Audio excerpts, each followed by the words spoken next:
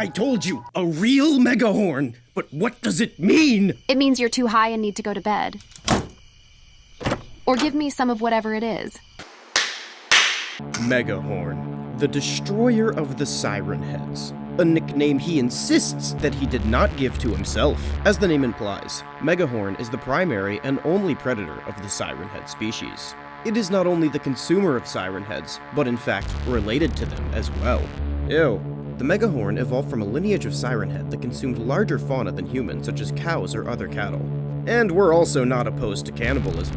Over time, this sect of Siren Heads diversified enough that they were considered as separate species from the original. Larger, hungrier, and more aggressive, they began to stop consuming their own in favor of hunting their smaller, weaker cousins.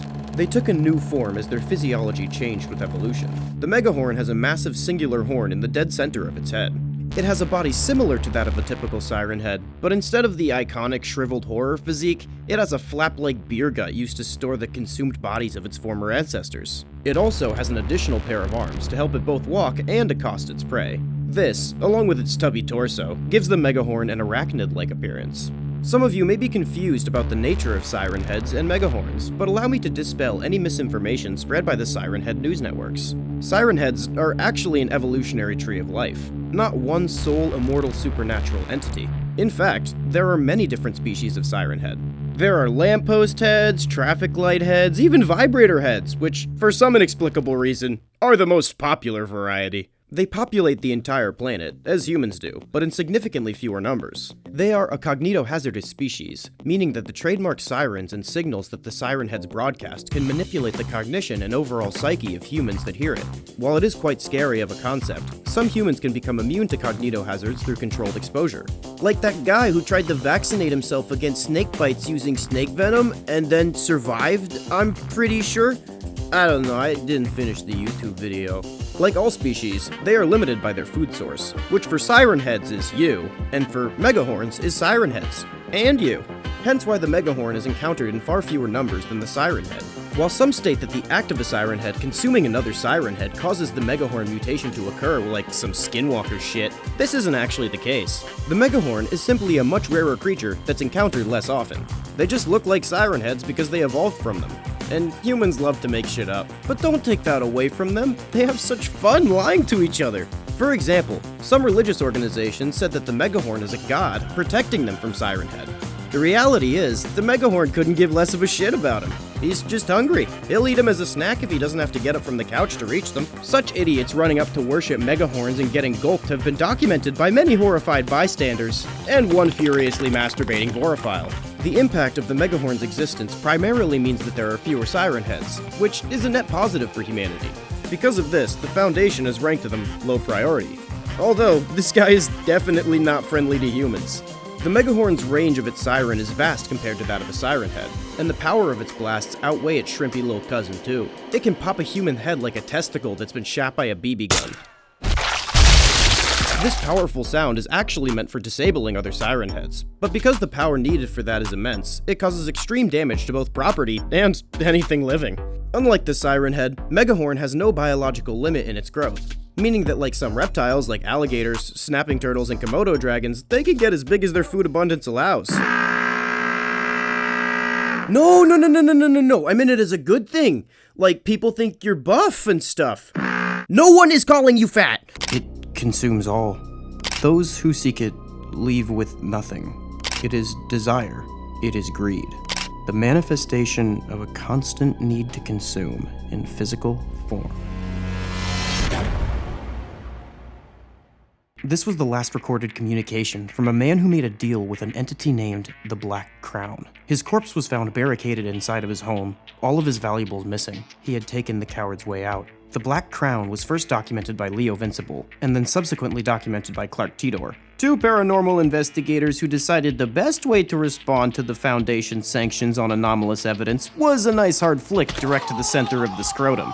Classic. This entity not only embodies greed, it's the actual concept of greed. The creature has an obsidian-toned skeletal form and stands slightly above 7 feet in height. Its emaciated stature signifies an unending hunger. The entity's skull ends in 3 points that resemble a crown. Under this is an unmoving, unnerving grin that would go from ear to ear if he had ears. It has no visible sense organs save for a jaw full of perfectly white, manicured teeth. While it can still seemingly sense the world unhindered by this, he did say that he felt left out when all his old Wall Street buddies started snorting coke. The Black Crown reportedly speaks every human language at once, and whoever encountered it reports that they heard it speaking the language they were most familiar with, but with a touch of an unplaceable accent. The creature has an insatiable appetite for things deemed valuable. Gemstones, gold, priceless artwork, exotic cars, champagne, expensive escorts, you know, the high life. It'll do anything in its power to obtain something it desires, anything short of giving something up. This often spells the death of the original owner of the item in question. He will ask once politely, and if the person refuses, he'll take it anyway. If the person tries to stop him, he will proceed to beat them the fuck to death. From his interview with Clark Tidor, he wrote, "It's that person's fault for not complying with a reasonable request." Well, when he explains it like that, I kinda get it. Yo, free my boy, he didn't do nothing. In the past, he wore gold to shine above the rest, but he has updated his fashion with the times for the thousands of years that he's been alive. During the Renaissance, he wore the most expensive garments dyed with the rarest pigments. For most of the 20th century, he wore only the finest of suits and jewelry. Since his idea of what is good is based so much on greed and value, his brain recently kinda got tricked by the Supreme types, and he now has since switched to a more neurodivergent 12-year-old hypebeast aesthetic.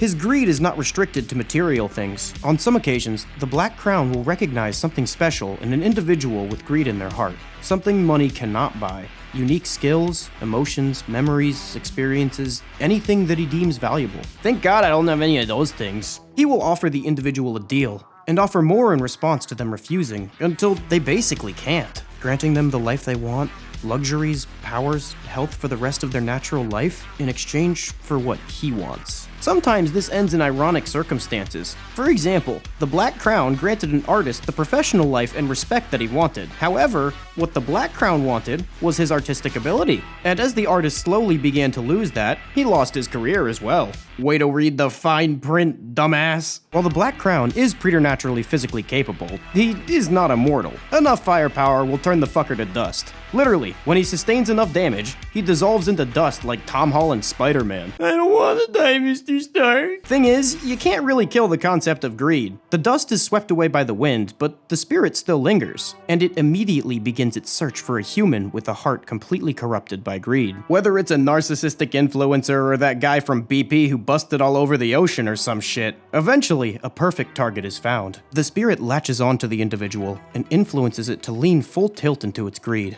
Over time, the greed completely overtakes every aspect of their personality. Eventually, the bones in the individual's head and body elongate and change. Their skin hardens into a dark exoskeleton, and they lose all sensory organs, except that with which they can consume. Or something goofy like that. Not only does the Black Crown have a significant stake in every world economy, he also sells courses that falsely claim he can get you to his economic status. Get rich immediately. No effort or action required. For 9 easy payments of $29.95, I'll send you 14 unlisted YouTube videos with the concept of visualization. Results not guaranteed nor likely. Entering your credit card may cause all of your money to be wired directly to a shell corporation in Mumbai. Some of those traits might sound similar to another entity that's commonly discussed on the internet. That's because I based that part off Andrew Tate. But don't worry, the Black Crown is not a sex trafficker. Sometimes people will edit wiki pages with shit that I make up, and I really hope this is gonna be one of those times. By the way, none of this is canon, I made it all up. An anomalous apex predator has recently been reported stalking remote towns in southern Africa.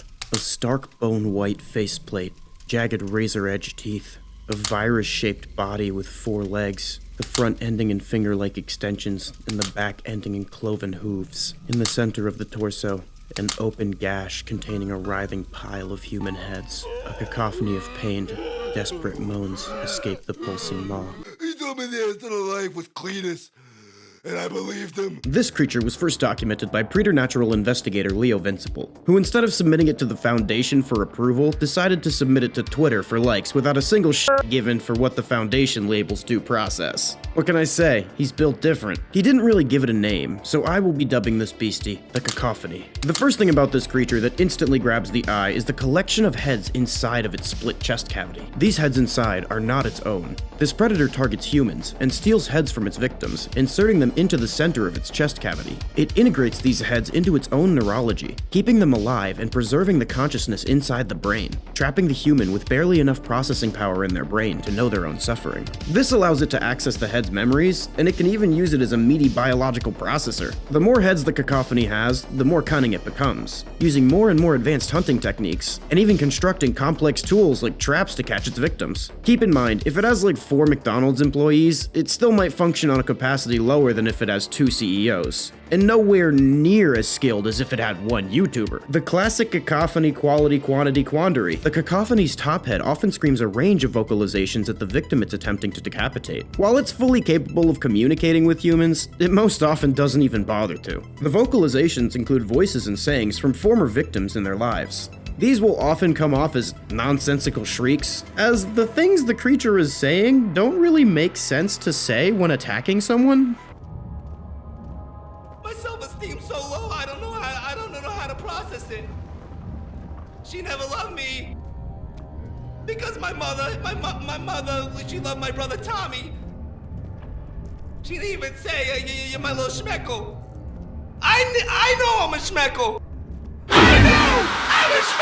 Another notable feature of this entity is its white mask. No one knows what its face looks like beyond the mask. Some say it has low self-esteem and doesn't like its face. Some people say it just thinks the mask looks cool. I say, if you're wondering about a mask as this thing approaches you to rip off your head and put it in titty purgatory, you have dumb priorities. You deserve to die, idiot. I think it's you. I think you're the problem. Just beneath the mask lies an agape mouth with a set of razor-sharp teeth. This jaw is used to hold the victim in place while removing the head with its 2 front limbs, and then it takes bites out of the resulting corpse for sustenance. The creature's back 2 legs are hooves, and the front 2 are a cross between human hands and gorilla feet. Unlike traditional quadruped movement, this creature has a bodily structure that has a center of gravity in the direct center of all 4 of its legs, like a tripod, but with 4 legs. So, like a quad pod, it can make incredibly quick turns and dexterous maneuvers. Side note, I've been saying quadruped a lot, and it reminded me of the time I had to message a biology professor about gorillas, and I made a misspelling. Instead of saying, when the gorilla knuckle walks, it's a quadruped, I messaged that it was quadruped. Because quadruped is 1 letter off from quadruped. Dumbest disciplinary hearing ever. What the hell am I talking about again? The combination of hoofed legs and the quadpod structure makes it so that in close quarters, the Cacophony is deadly. At the end of the day, if you're happy and you love yourself, do good. Do good, children. Hey dude, I'm kind of like doing something right now. The Cacophony's flap can open and close. The primary function of this is thought to be ambush predation. It disguises itself as a smelly pile of dead animals by laying flat on its side with its flap closed. After something approaches it, it will proceed to kill and eat the animal. It hunts anything that moves, but only gathers the heads of humans. All this means that it's too dangerous to be in the environment, which is why I sent it to be safe and happy and frolic at a farm upstate. Hello? Hello? It's dark in here. Guys, everybody, AzFk, he locks me in the locker, he locks me in there, and he makes me do drugs. You just like fucked that man's whole world up, bro. Like he thought that darkness was forever, and then you gave him light again and put it right back in. Wait, who's in the cage? Train Eater. The Train Eater was first reported upon by anomalous investigator Leovincible in the New York subway. Leo somehow managed to snap a picture of this creature in its non-camouflage state, an incredibly rare sight. In its resting state, the Train Eater resembles a long flesh-colored worm with the length of its body dotted with eyes. Like many creatures, if you poke it in the eye, it screams.